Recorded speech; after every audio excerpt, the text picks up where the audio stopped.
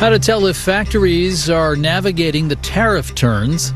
Marketplace Morning Report is supported by Amazon Business, dedicated to helping businesses save time on office tasks and empower leaders with business buying solutions that support teams to focus on growing the business. Learn about smart business buying at amazonbusiness.com. I'm David Brancaccio in Los Angeles. We're going to get a couple of updates on the manufacturing sector in the coming days. Factories here often rely on inputs from over there, imports, which means even U.S. manufacturing can be on the receiving end of the trade war. Marketplace's Justin Ho looked into how that sector has been reacting so far this year. S.L. Munson & Company is a manufacturer in Columbia, South Carolina that makes precision tools for other manufacturers. Company president Lyman Munson says the company imports components from Europe, which means he has to pay a 10% tariff on those imports. We're writing a check every week now on shipments coming in.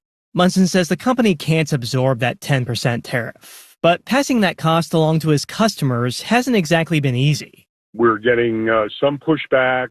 Some companies are offering to negotiate. We have another customer who today said, we're not going to pay any tariffs. Last month, manufacturers surveyed by the Institute for Supply Management said demand for manufactured goods contracted. And if you look at the comments, 86% of our panelists this past month have cited tariffs. That's ISM's Susan Spence. Manufacturers also said they're reducing production and employment. People were saying we're not backfilling, we're not replacing people, and a fair number of the comments were around we continue to do layoffs.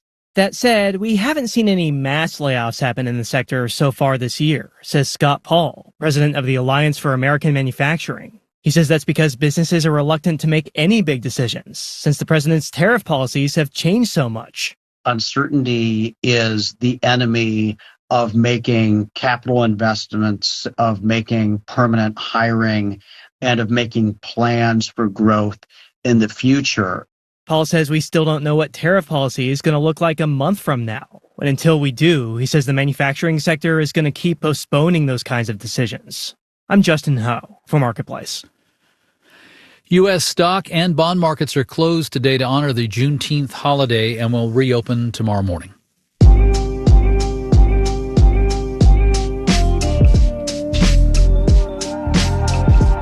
Marketplace Morning Report is supported by Odoo, offering software that provides building blocks for creating a custom software suite. Odoo, what small businesses need. And by Schwab. Schwab offers investors choices like full-service wealth management, self-directed investing options, and trading on Thinkorswim. More at schwab.com.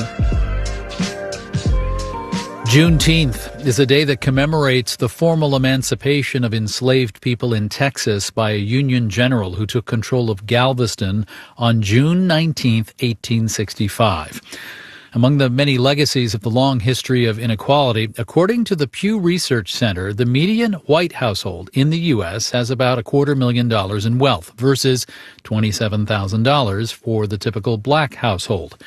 Marketplace's Mitchell Hartman joins me now. He's been reporting for us on the racial wealth gap through the lens of Tulsa, Oklahoma, once home to Black Wall Street, once one of the most prosperous black communities in America, then devastated by an armed white mob in the Tulsa Race Massacre of 1921.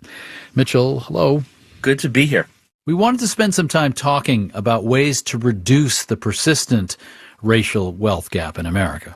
Well, let's start with Tulsa. So after decades of efforts to obtain reparations for the hundreds of deaths, the homes and businesses that were destroyed in that 1921 massacre, there was no government or insurance compensation afterward.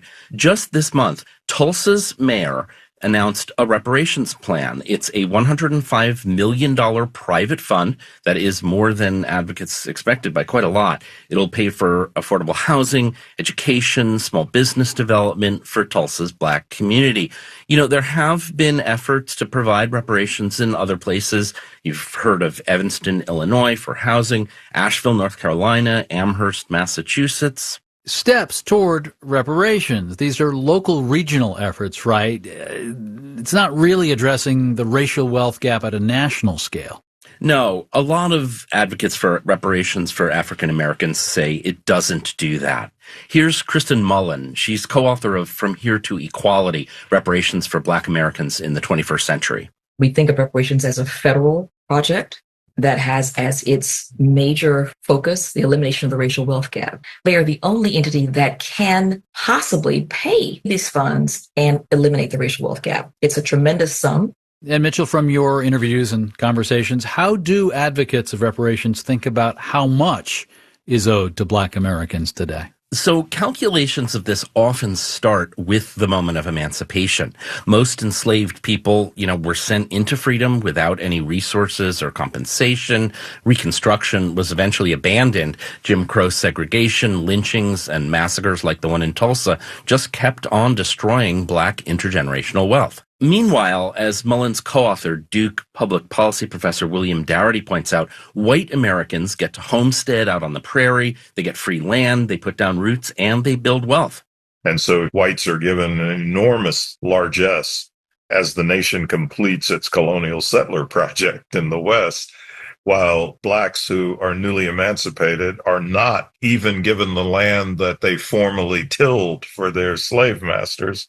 And, Darity says it continues right through the 20th century. You have federal housing assistance for white veterans after World War II. That mostly excludes Black veterans and redlines Black neighborhoods. The list just goes on.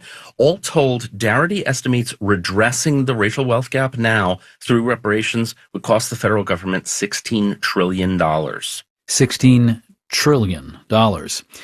Here in June 2025, Mitchell, where does the effort for reparations stand at the national level? There's a House bill, H.R. 40, that has been introduced in every Congress since 1989. It would start a process to study reparations for slavery at the federal level. That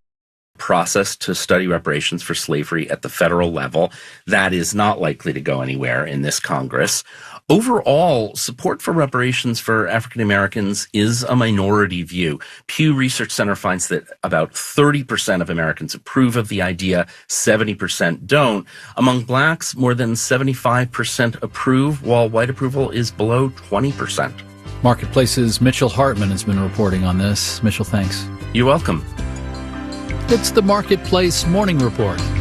We're from APM, American Public Media. And you can tune in for a wrap-up of today's business news at Marketplace.